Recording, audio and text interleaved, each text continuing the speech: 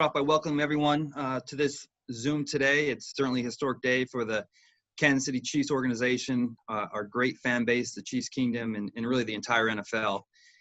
If there was ever a player that was truly deserving of the largest contract in U.S. sports history, it's definitely Pat Mahomes. Pat exemplifies excellence both on and off the field. Yesterday, when I was with Pat and his family and his agents, Chris and Lee, we just talked about how amazing, this relationship has been, and really how we've come full circle in 3 short years. It started back in 2017. This organization, Clark Hunt, Mark, Andy, we had a belief and a vision that Pat was going to be the next superstar of this league and really do things the league hasn't seen before.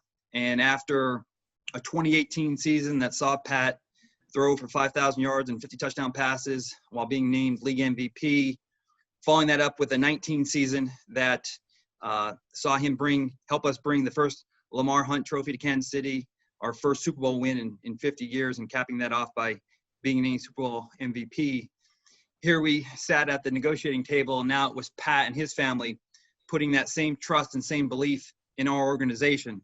And a deal of this length doesn't get done unless Pat truly believes in the vision of the Hunt family, the trust he has for Coach Reid and his outstanding coaching staff, and our personnel staff. I think when you take a step back and look at this contract, though, I think the most exciting thing of this contract, and I believe Pat would agree with me, is that this contract shows just a total commitment and love for Kansas City. Pat wants to win. He wants to start a dynasty, and he wants to do all those things here in Kansas City, and that's extremely exciting for us and our fan base. So before I turn it over to Coach Reid real quick, I do want to give special thanks to his agents, Chris Cabot, Lee Steinberg, for their open-mindedness, and certainly we're all in this together. They wanted protections for Pat, but they also wanted to make sure that Pat was surrounded by talent, and it's very important. I mean, Pat, again, is a long-term thinker, and Pat understands the long game here. And then on our end, my staff, Brant Tillis and Chris Shea, just for their creative thinking. Certainly there's a lot of obstacles and hurdles to overcome on doing a deal of this magnitude, and those two are outstanding. And again, the effort they put in, just want to thank them so much for everything. With that, I'd like to turn it over to Coach. All right, thanks, Brett. I'm so happy for Pat, for the Kansas City Chiefs organization, and really for the city of Kansas City for having this opportunity to have a true franchise quarterback here in Kansas City, one that was drafted here, which hasn't happened for almost the duration of the Chiefs organization. So, and then I think Brett did a phenomenal job of organizing this. And Brett, I've mentioned before, had been instrumental in helping bring Pat to the Chiefs. I joked that he wore Dorsey and I out about bringing Pat here, made us watch all the clips of him, and said he was the best player he'd ever seen. And so that's kind of come to fruition for all of us to witness, like Brett had. But Brett's got a great crew with him, all of his scouts and guys that work with him. But in this instance, in particular, Chris Shea and Brant Tillis, who really, I think, Brant did a phenomenal job of organizing the numbers for this and the plan, along with Brett, of setting this up. And none of this happens without Clark Hunt, obviously. That's a bold move. I mean, we've gone above and beyond and found something that is phenomenal for Pat and his family, and also for the Kansas City Chiefs. And Pat was so aware of the surroundings, like he is on everything, making sure that not only was his deal done, but also almost to a T, was that he wanted the organization to have an opportunity to be able to bring in players, and that's in this day and age, that unselfishness is a tough thing to find at times. So my hat goes off to him and his maturity in this whole thing. And then, Brett mentioned Chris Cabot and the time that he spent over the last few years here, a couple of years of visiting our building. He was always here and kind of went above and beyond there to make sure that this all worked for Pat and his family, and also the Chiefs, and then Lee Steinberg, who's got a tremendous history with quarterbacks in this league. Man, it's awesome. So, listen, all in all, I think it's a great thing. Very seldom do you come out of a deal and go, you know what? It's a win-win. It's a win for the player. It's also a win for the team, the organization, and so I'm one happy guy. I put on my best Tommy Bahama for all of you today, just to celebrate this. Man, this is a big day, and it's an awesome thing. And again, Brett and I just appreciate everything that the Hunts do. We've got a great president in Mark Donovan who supports us on everything too. So it's a great event here, and hope everybody has a chance to celebrate it. So with that, enough said. I'm gonna turn it over to the man of the day here, and that's Pat. Listen, as we get to the questions, let's really focus on directing the questions at for Pat, and not that Brett and I aren't going to be there, but we want them directed more in the presence of this situation, and not making this just a all-in-all press conference here, but a press conference for Pat and this great day in his life. So with that, Pat, I'll turn it over to you. Yeah, thanks, Coach. Obviously, a very exciting time for me and my family. I want to give thanks to so many people, but always first, I just want to give thanks to God for putting me in this situation. I mean, truly an amazing situation where I'm surrounded by a lot of great people, a lot of great players, a lot of great just human beings who have supported me my entire career so far. And I talked about my family with Brittany, my mom and dad, my support team that has kind of been with me the entire way, and that they still have continued to be with me and treated me the exact same. I just want to thank them. The Chiefs organization, like I said earlier, I mean, Coach Reid, Brett Veach, Mark Donovan, Clark Hunt, everybody. I mean, it's been a team effort the entire way, and I think that's the special thing about this organization is that, like Veach said, there's trust amongst everybody. As much as I trust in them, they trust in me. And we were able to go out there and get this contract done the right way that not only gives me the security that I've always wanted, but also allows opportunity for the team to be great around me the entire duration of my career. And I have full trust that things will get handled the right way as we go throughout this career, and that we will be in a position to win a lot of football games and hopefully win a lot more championships as my career goes on. Other people, I want to thank the Chiefs Kingdom. Obviously, their support for me has been tremendous since the day I got drafted. The fact that they've kind of been behind me and supported me has been truly special, and it's a one-of-a-kind thing. And I knew the moment I stepped on Arrowhead Field that they were that this was the place that I wanted to be for my entire career. And I thought I've reiterated that my entire career that I've been here and can't wait. And then my agents and my support team, I mean, for them to go out and do this contract and do it the right way. I told them what I wanted from the beginning. They brought me, I mean, different options. They worked hand in hand with the Chiefs the entire time, and Veach and his team and Coach Reid and all the coaches. And they pretty much just put it out there into the best way that, like I said, that we could be a great team moving forward. And I obviously have the security that I want. It's an exciting time. I'm just glad that I get to continue building this legacy in Kansas City, obviously with everything going on in the world with COVID and all this different stuff, to have this security to go into the community and be able to give back. I can't wait to not only build this legacy on the field, but off of it. And I'm excited for the future ahead for not only me, but the Kansas City Chiefs and the communities that have brought me up so far. All right, guys, we're going to open it up to questions now. First, let's start with BJ Kissel. Go ahead, BJ.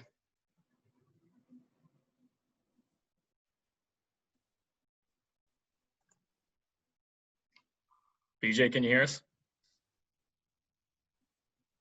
Yeah, there you go. Sorry. Sorry, Brett, my question is for you. And first, just congratulations for getting this done. I know it's something you guys have said you've been working on for a while. The question would just be the kind of the timing on a contract like this, the amount of work that goes in to get it done. Can you help us just kind of paint the picture of the framework and the amount of communication and how long it took for the framework to come into place? And then obviously the more details. I know going back to the Super Bowl, Clark Hunt had mentioned that you guys had been in discussions. Just curious when it kind of ramped up and how that process went down. Well, really, and it's kind of been said out there that going back to, I think, the first free agency that I was a part of back in 18, we had the mindset to structure deals to prepare for an extension for Pat. Again, it goes to the level of belief and faith we had in Pat, and this is before he was a full-time starter. Now, the one thing in Pat's favor is as the seasons went on, the number kept getting bigger and bigger. So we were planning for the normal quarterback market back in 18 for agency. Well, when Pat gets to this point, we'll be right at here. And then, it took off. So, that certainly was a good challenge to have. But, it goes back to, my initial statement, just Brant Tillis and Chris Shea. I remember when the Trout deal came out, Brant coming down to my office and said, Pat's going to be a baseball contract. I mean, that's how good this kid's going to be. And, we need to start thinking like this. And the cool thing about it is, and Coach alluded to this, where, the maturity level of Pat in this day and age, it's certainly, you're looking around in 3-year deals, 4-year deals, but, Pat just was so committed to this city and wanted certainly security like every player does, but also wanted to be here and to win and to, establish a dynasty. And he said, shoot, let's be creative. Let's figure out a way to do this. And I want to be here for the rest of my career and I want to win. And so the discussions on this contract have really been years in the making. Let's go to Adam Teicher. Go ahead, Adam.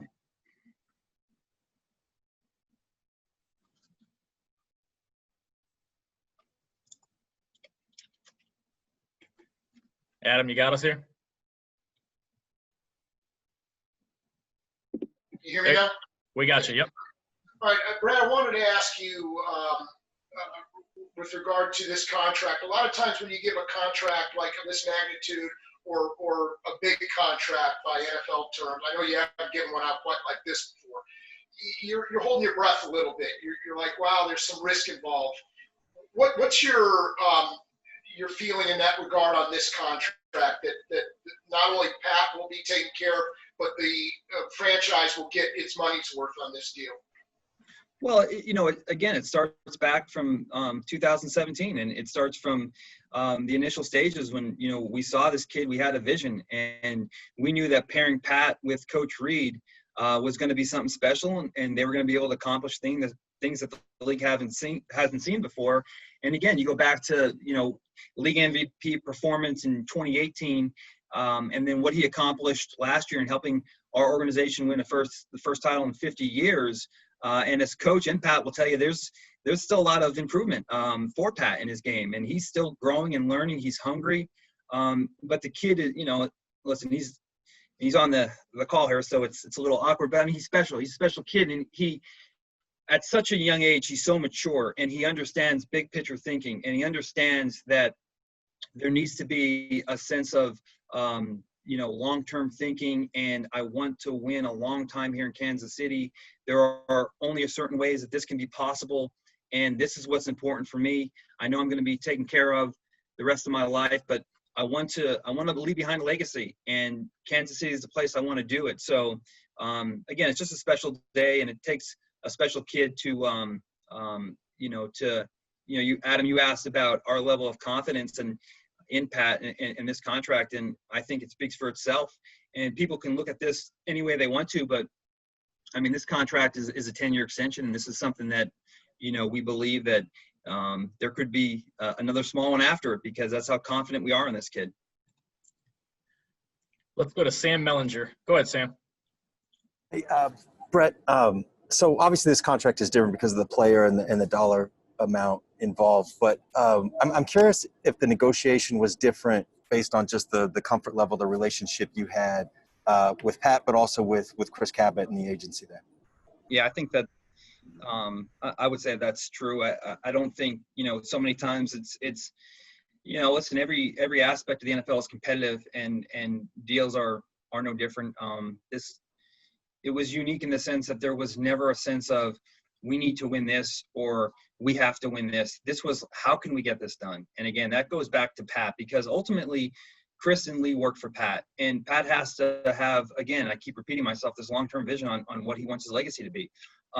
But there was never a sense, and again, I've seen it in all different forms and fashions with bigger deals and longer deals, there's always a contentious point. And I don't think it ever reached that, because we were just all on the same page. We were all committed to making this work. Certainly Pat is deserving of the largest contract in U.S. sports history. But how can we get creative to recognize him, to set those benchmarks, but also find a way that we can surround him with talent and he can go out there and have fun and do the things that he's capable of. And, I think, Sam, to your question, I think that having that relationship and again, going back to Chris and I talking about this vision back in 2017, and now that we're here, let's continue this. And how can we turn one Super Bowl into 2, 3, and 4, and continue to add to Pat's legacy. Let's go to Nate Taylor. Go ahead, Nate. Hello, thanks guys for doing this. This is, I guess, 2 questions I have. One is for Brett, and then one is for Patrick. For Brett, for you, just how much of this, when you alluded to the fact that this was going to be more baseball structure, how much of that was designed around the idea of, even thinking back in 2018, of trying to figure out the best way possible to create more flexibility for you guys to build around the rest of the roster around Patrick? And then for Patrick, given your background, and I know you alluded to this in May, the idea of learning how contract negotiations are handled through your father, understanding the baseball historical context of contracts of this magnitude, how much did that give you a perspective as to what you exactly wanted in terms of having long-term security with the organization? Well, I'll jump in there real quick on my end, and I'll let Pat go.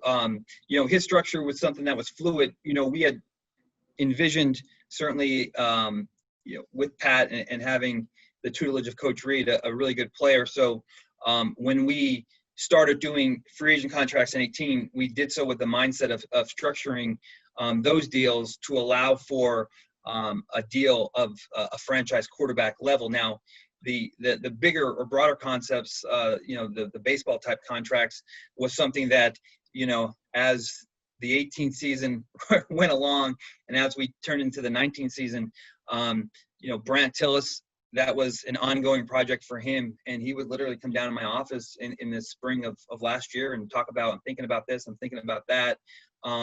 Hopefully, we can refine these ideas and concepts even more. And then when we get to this stage, we'll have something to work from. And so a lot of credit to those guys. But this was something that we talked about different forms of this.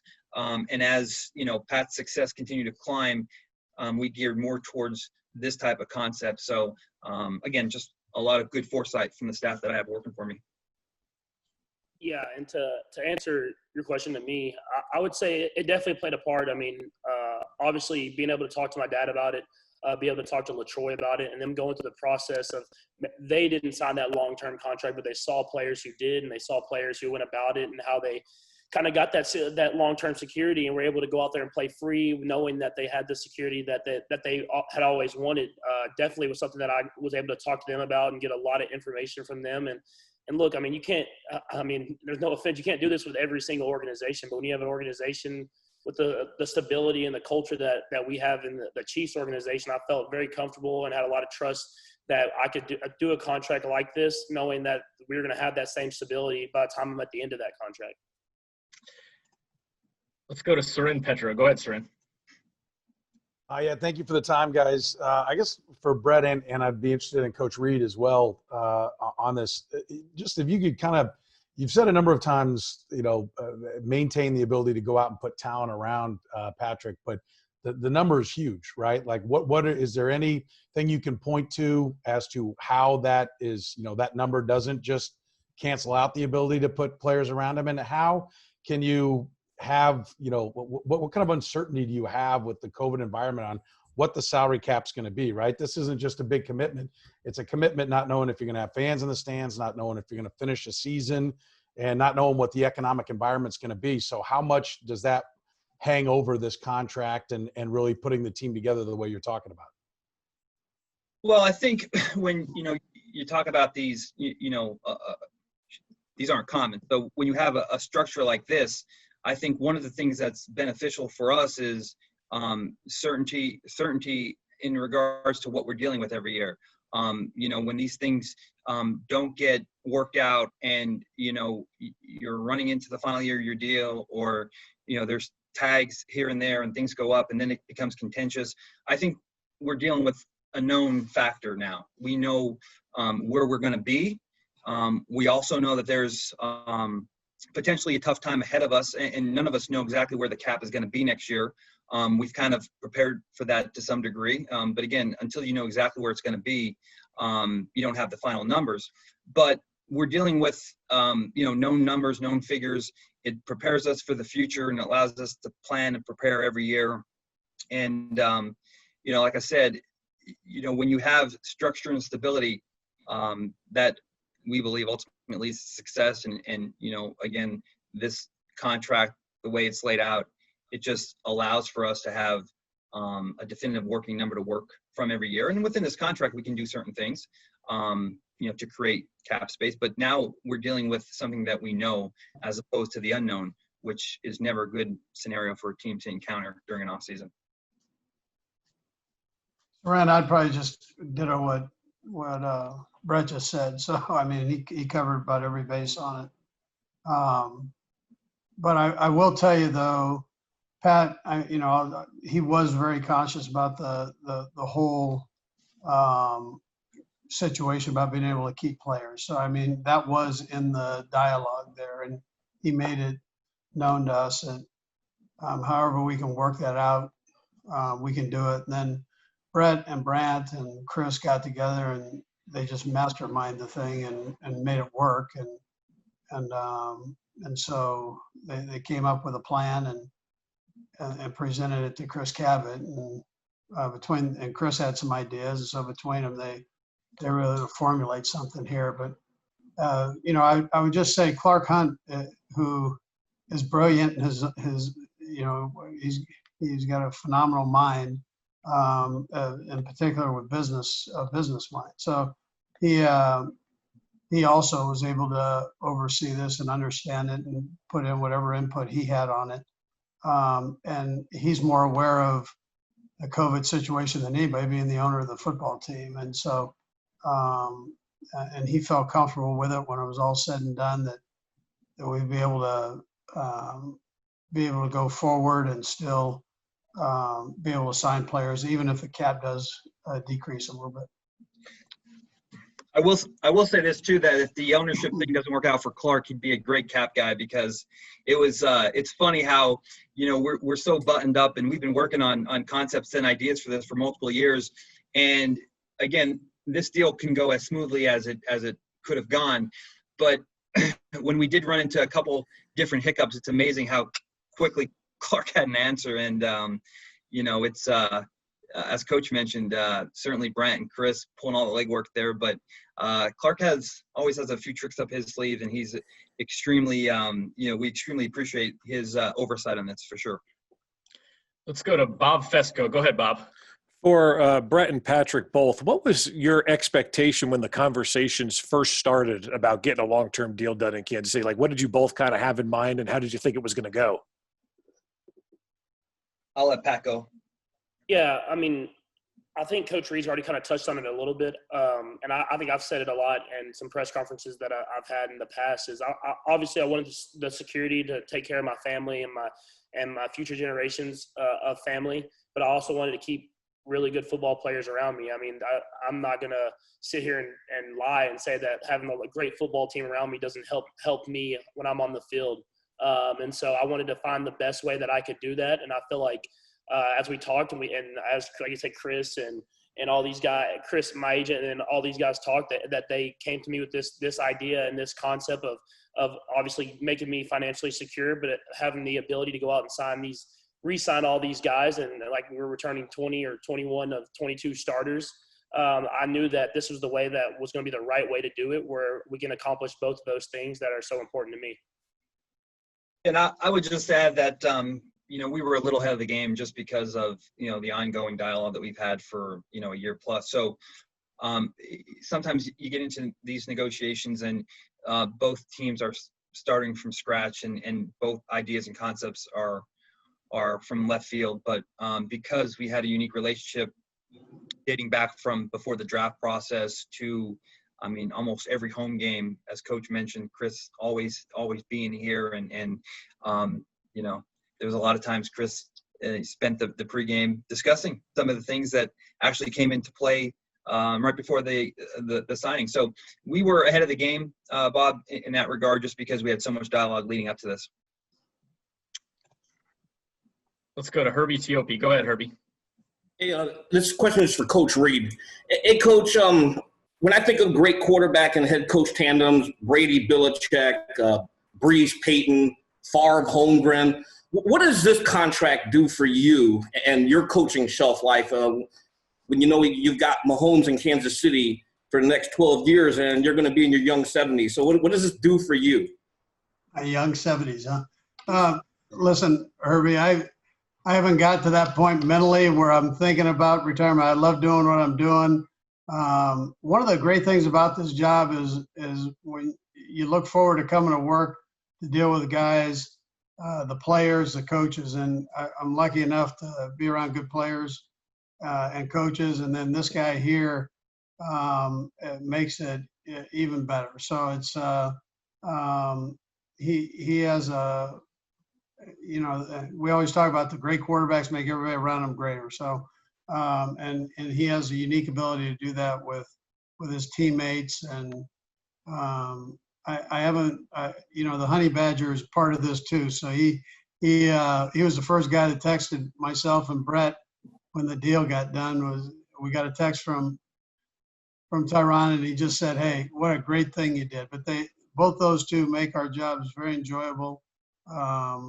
Being able to come to work and have two great leaders like that, along with the other guys that love to play the game. So listen, if it takes me into my 70s, let's roll, Herbie. Doggone it, I'm ready to go.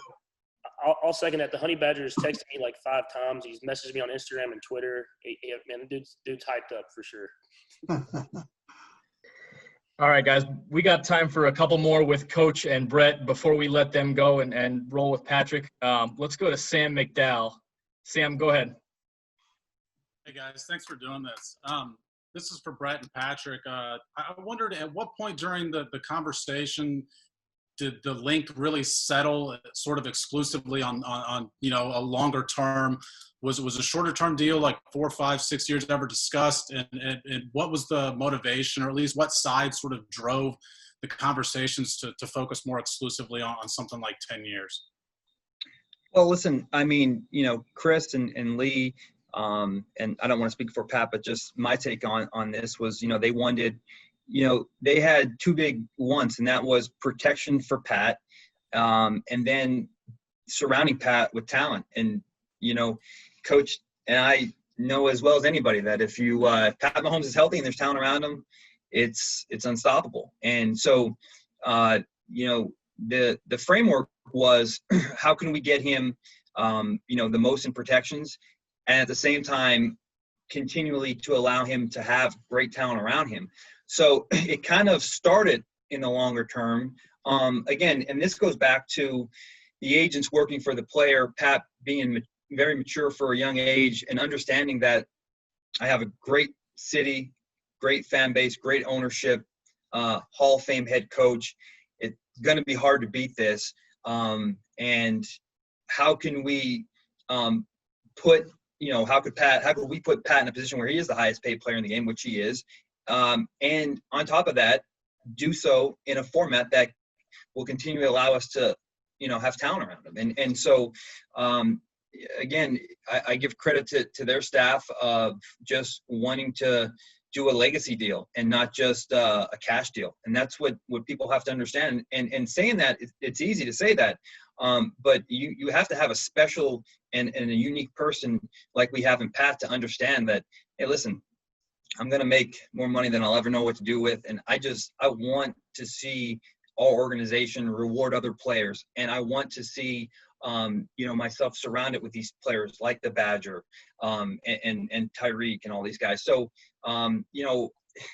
I joke with Chris. I said, it's almost impossible to do the biggest contract in sports history and have a player look, unselfish. But somehow Pat, again, is able to do this in a unique way where he's the highest paid player in the game and will be for a long time, yet does so in a way that allows us to reward his teammates along the way.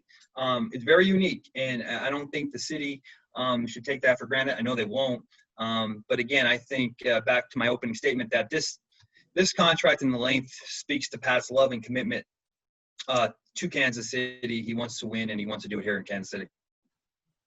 Yeah, I mean, I'll second that. And he said he probably hit it right on the head. I mean, like he said, I went in there with an open mind. I went in there with like those two concepts. I wanted to keep great players around me and obviously reward them for being great players and support and being a great teammate and everything like that. And I wanted the security that I've always talked about. And I feel like once this concept came to me, I was all aboard. It was all about the details at that point. And I thought the Chiefs organization did a great job. And I had a lot of phone calls with Chris and Lee and them, interrupted a few golf games about every single day. And so it was I went in with the open mind, and when the concept came to me, I loved the idea, and we were able to do it the right way. And I'm excited for the future ahead. All right, guys, I know Vahe has a question for all three of you, so we'll close out Coach and Brett with questions from Vahe. Go ahead, Vahe. Hey, guys, congratulations. Just so much has been said about trust in all this, and it's obviously pretty essential. I wonder if, Patrick, you could just describe going back with Andy and Brett to how you came to trust them so much, and if all three of you could just speak a little bit more to that point about how your relationships drive this. Yeah, I mean, I think trust is something that's built, and I feel like with my 3 years that I've been in the Chiefs organization, you see the trust that everyone has within each other, everything that Coach Reid says, everything that Veach says, and everyone in this organization says, that those things happen, and they put in the work every single day. It's like a challenge if I can try to beat Coach Reid or Veach to the facility one of these days. I mean, they put in as much effort as anyone. And then when you have a culture like that from the top down, from Clark Hunt all the way down to sorry, my dogs are barking, to the 75th, 90th, whatever it is, man on the roster. I mean, that trust and that culture is something that I want to be a part of. And it's something that's built every single day. And it's been built every day I've been part of this organization. Brett, you want me to jump in here? Yeah. Good. Yeah. All right. So, Vahe, I would tell you that when you talk about team, you talk about trust. I think it's one of the biggest factors when you're dealing with an organization and a team. If I can't trust Mark Donovan, Clark Hunt, if I can't trust Brett Veach, and then the players, and keep an open book with everybody in the group here, then you have a problem. Then you're not going to have sustained winning. And so we've tried to strive for that. And not only do we do it with Pat, but we do it. The coaches do it with their players, and don't say something that you can't back up or that you don't mean. And so the players eventually, it takes a little bit of time here now, but the players eventually end up trusting that you're going to try to do what's right for them.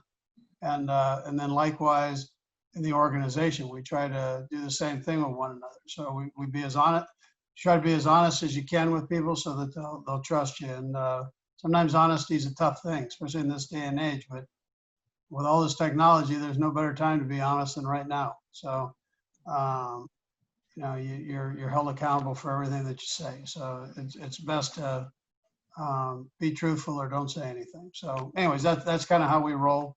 Brett, I'm sure can add on to that too.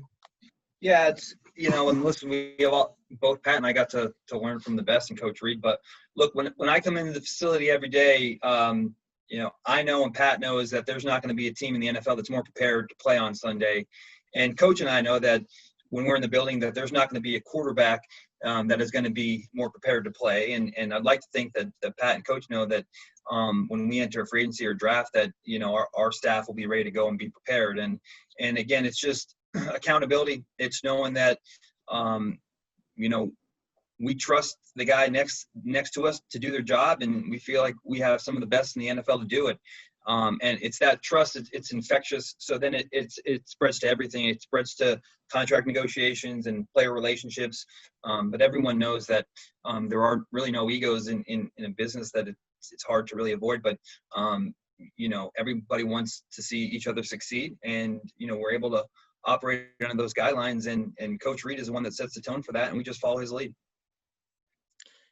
Brett, Coach, we appreciate you guys joining us. We're going to let you hop off and continue on with Patrick. All right, great. Thanks, guys. Yeah, Thank you. All right, we're going to start with BJ Kissel for Patrick. Go ahead, BJ.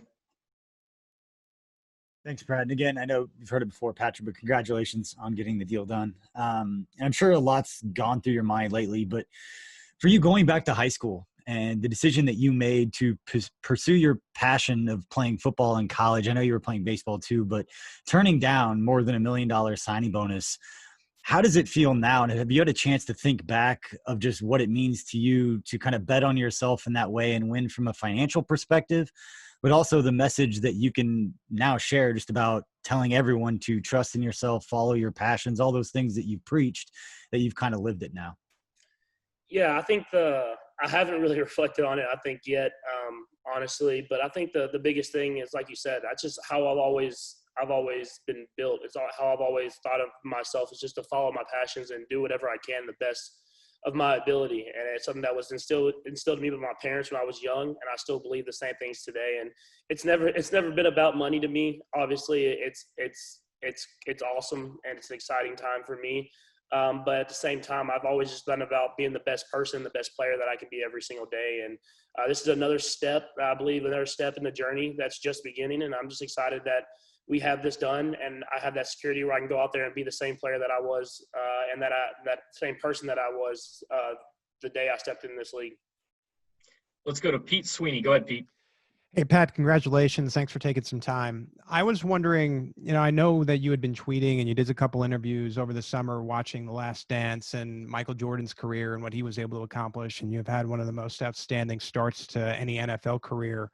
And I was wondering how much maybe that legacy idea of you want to put together not only a good year or two, but a good 15 years, how much of that went into, okay, even though I'm going to make this really big number, I'm still allowing this organization to surround me with pieces so that maybe I can achieve things that no one else ever has. Yeah, I mean, I think it happened even before that. I mean, I think watching The Last Dance and watching Michael and all the stuff that he did and that he's done and all the success he has, I mean, it's just affirmation. I mean, it's something that I've always believed in, those things about the legacy, about going out there and being the best player and having the best teammates around me. And it's not about one person, it's about the team. And I think that's the biggest thing. And I think you see that with our whole entire team. As you see, we have a lot of these guys coming back that want to be a part of this. They want to be a part of this culture. They want to be a part of trying to build a dynasty, because those things aren't easy to do. And we understand that. So it's going to take a lot of hard work and a lot of dedication. I feel like we have that with the guys we have in this locker room. Let's go to Therese Paylor. Go ahead, Therese. Hey guys, thanks for doing this. Patrick, congratulations. I thought it was really interesting what you said about your godfather and your father. There are certainly some people around the league who did want you to tie the deal to a percentage of the cap. But I'm curious exactly what LaTroy and your dad told you about why it was so important to build a contract that was beneficial for both sides and wouldn't be a super contentious negotiation. Yeah, I think the biggest thing that they preached to me is kind of the same thing that I had already thought, and it was good just to hear them, is that you want to have great players around you. You don't want to be a guy that takes up all the money and then all of a sudden you're having to find different guys that will take cheaper deals, because I mean those guys need to be rewarded as well. It's not about one person, and I truly believe that. I know the situation that I was brought into and how good of a situation it was, where I got to sit a year behind a great quarterback who taught me a lot. then I got to play with a lot of great players the moment I stepped on the football field. And so I understand that I have a bigger perspective, I guess you would say, of how to go out there and obviously get the security that I want, but at the same time, reward the guys that have helped me be the person that I am and be the player that I am. And I feel like with the contract and how it was done, I feel like I got both of those things. We're going to be able to reward players and keep a lot of these guys around that have built the culture even before I was here. And at the same time, I have the security that I know that my future generations will be able to have. Let's go to Harold Kuntz. Go ahead, Harold. Hey, Patrick, congratulations. That's really big. When you hear that number, 503 million, I know all of us were kind of astounded when we heard that number. When you hear that and everything you went through, what does that mean to you? And also, how do you push this forward with all your off the field stuff? And how do you, use your name, use your legacy to push everything that you do amazingly off the field as well? Yeah, I think that's the main thing. I mean, obviously in the time that we are in right now, I mean, there's so much opportunity to go out there and try to help the world become the best place that it could possibly be. And I feel like having this security and this trust within the organization and obviously the financial help, I'll be able to do that. And not only in the Kansas City community where I hope to impact as much as I can, as quickly as I can, but hopefully around the world. And so to have this trust in the organization to be behind me, not only on, but off the field as well, I feel like I'll be able to make a huge impact in this world in many ways. And I'm just excited for the next step and to continue doing whatever I can to help achieve that. Let's go to Steve Walls. Go ahead, Steve. Hey, Pat, congratulations, man. This deal puts you in a elite company, not only in football, but in all of sports. In your mind, does that raise the pressure or expectation in your level of play? And can you walk us through when you received the call from Lee or Chris saying that the deal was done? Yeah, I don't think it raises the pressure, honestly. I mean, I think that's just, to me, the money never was the main objective. To me, it's all about going out there and winning football games and winning with your teammates and your brothers and the culture that you've been a part of. And that's what it was always about. I mean, last year I felt like I had just as much pressure on myself to go out there and win after falling short in the AFC Championship game the year before. And I feel like going into this next season, I will have the same amount of pressure of going out there and showing that it wasn't a fluke. And now you want to go and try to find a way to go back to back, which is so hard to do in the NFL.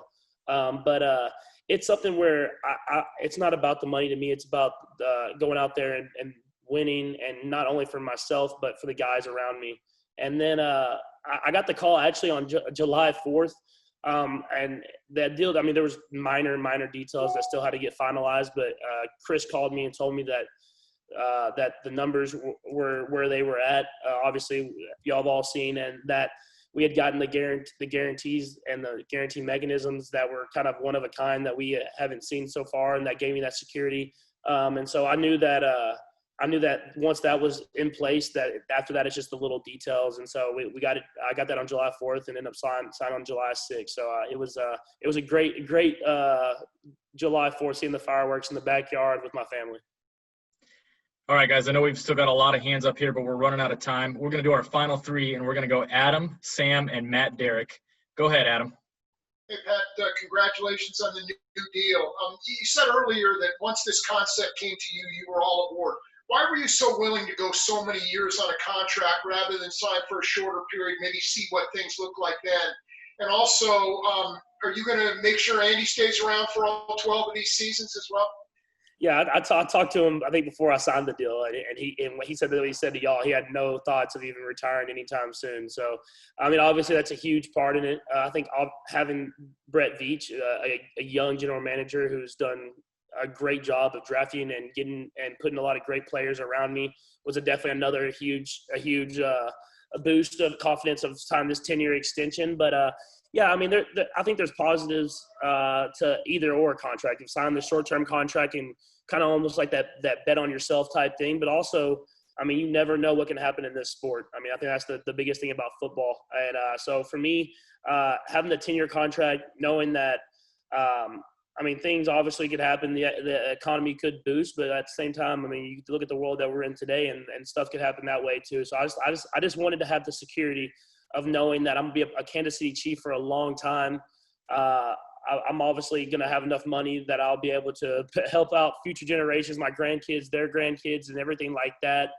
And at the same time, I mean, I think we did a good job with Chris and Brett and all those guys of having enough money to pay all the guys around me. And I think that was the biggest thing of the deal that I loved about it is we're going to be a good football team for a long time. It's about going out there and just executing, finding ways to win. Let's go, Sam Mellinger. Go ahead, Sam.